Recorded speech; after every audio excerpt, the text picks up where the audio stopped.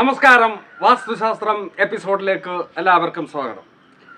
ഞാൻ ഈ എപ്പിസോഡിൽ പറയാൻ ആഗ്രഹിക്കുക, ഈ വാസ്തുപരമായി ഉള്ള പഠിപ്പീര് അല്ല, മറിച്ച് നിങ്ങൾക്കേവർക്കും പ്രയോജനപ്രദമായേക്കാവുന്ന അറിവുകളാണ് ഞാൻ മുൻകാല വാസ്തു എപ്പിസോഡുകളിലൊക്കെയും പറഞ്ഞിട്ടുള്ളത്. ഓരോ വീട് വെക്കുമ്പോഴും സ്വീകരിക്കാവുന്ന സംഗതികൾ വിധിക്കിന് അനുസരിച്ച് വീട് വെക്കരുത് എന്ന് പറഞ്ഞിട്ടുണ്ട്. പക്ഷെ വച്ച് കഴിഞ്ഞാൽ എന്ത് ചെയ്യും? നമ്മൾ ഒരു കാര്യം നടത്തിക്കഴിഞ്ഞ് ലക്ഷങ്ങൾ ചെലവഴിച്ച് ഒരു കെട്ടിടം വച്ച് കഴിഞ്ഞ ശേഷമാണ് പിന്നെ വാസ്തു കാര്യങ്ങൾ അല്പസ്വല്പമൊക്കെ മുറി വൈദ്യം പഠിക്കും പോലെ പഠിച്ചിട്ട് നമ്മളൊക്കെ നോക്കും, കോമ്പസ് വെച്ച് നോക്കും. വിധിക്കിലായിരിക്കും വീടിരിക്കുക. എന്ത് ചെയ്യും? വിധിക്കിലിരിക്കുന്ന വീടിനെ എടുത്ത് ചുടുകല്ല് തിരിച്ചു വെക്കും പോലെ നമുക്ക് വീടിനെ എടുത്ത് തിരിച്ചു വെക്കാൻ പറ്റുമോ? കെട്ടിടത്തിനെ മൊത്തം ഇടിച്ചു പൊളിക്കാൻ പറ്റുമോ? ചെയ്യരുത്. ഞാൻ സംസാരിക്കുക വച്ചുപോയ വീടുകൾക്ക് വേണ്ടിയിട്ടല്ല.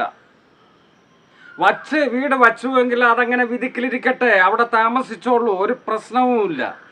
ഈ ദിക്കിനനുസരിച്ച് വീട് വെക്കണം എന്ന് പറയുന്നത്, നമുക്ക് രണ്ട് തരം ഊർജമുണ്ട്, കാന്തികോർജവും സൗരോർജവും. ഇത് ശരിയായ രീതിയിൽ ഒന്ന് വരാനും പോകാനുമുള്ള ഒരു സൗകര്യത്തിനാണ്. കാന്തികോർജവും സൗരോർജവും വിധിക്കിലോട്ട് തിരിഞ്ഞിരുന്നാലും വരും, ഒരല്പം കുറവുകളുണ്ടാകാം എന്ന് പറഞ്ഞ് വച്ചുപോയ വീടിനെ നിങ്ങൾ അത് വേറെ ഒന്നും ചെയ്യരുത്, അതിൽ താമസിച്ചുള്ളൂ. ഒരല്പം കറക്റ്റ് ചെയ്യാം. എങ്ങനെ കറക്റ്റ് ചെയ്യാം? അതിനു മുമ്പ് ഇതിന് ഭയങ്കര എല്ലാവരും ഈ എന്തെങ്കിലും പ്രശ്നങ്ങൾ ഉണ്ടാകുമ്പോൾ ഈ വീടിൻ്റെ മണ്ടയില അടിക്കുന്നത്.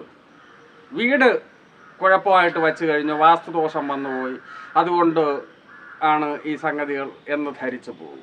അങ്ങനെ ധരിക്കരുത്. നിങ്ങൾക്ക് എന്തെങ്കിലും കുഴപ്പമുണ്ടെങ്കിൽ നിങ്ങളുടെ ജാതകപരമായിട്ടുള്ള ആ സമയത്ത് സംഗതി ആയിരിക്കാം, അതിന് പരിഹാരമൊന്നുമില്ല. നമ്മളത് മനസ്സിലാക്കി നമ്മുടെ കർമ്മം കൊണ്ട് അത് നേരിടുക എന്നത് മാത്രമേ അതിന് കാര്യമുള്ളൂ. അപ്പോൾ നിങ്ങളുടെ വീട് വിധിക്കലാണെങ്കിൽ ഒരു വാസ്തുമണ്ഡലം അത് വലിയ ചിലവുള്ളതല്ലല്ലോ. ഒരു അളവിനനുസരിച്ച് അതുണ്ടാക്കുക, അല്ലെങ്കിൽ ചുറ്റുമതിലോ എന്തെങ്കിലും ഉണ്ടാക്കുക. മെയിൻ ഡോറിന് നേരെ മെയിൻ ഡോറും വിധിക്കിലോട്ടായിരിക്കണമല്ലോ ഇരിക്കുന്ന വിധിക്കൽ വീടാണെങ്കിൽ. തടസ്സങ്ങളൊന്നും ഇല്ല എന്നുറപ്പ് വരുത്തുക. മരം നിൽക്കുക, അല്ലെങ്കിൽ മറ്റ് നിർമ്മിതികൾ അതിൻ്റെ നേരെ നിൽക്കുക, അതൊഴിവാക്കുക.